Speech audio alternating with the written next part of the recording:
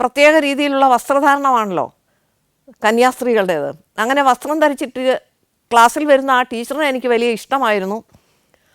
അപ്പോൾ എനിക്ക് ഒരു വലിയ സംശയമുണ്ടായി എൻ്റെ ഉള്ളിൽ.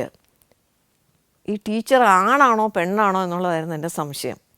കാരണം ടീച്ചറുടെ വസ്ത്രധാരണം കൊണ്ട് നമുക്ക് മനസ്സിലാകുന്നില്ല ടീച്ചർ ആണാണോ പെണ്ണാണോ എന്ന്. അപ്പോൾ വളരെ മടിച്ചു പഠിച്ച് അച്ഛനോട് വന്ന് ആ സംശയം ചോദിച്ചു. അത് വീട്ടിലെല്ലാവരും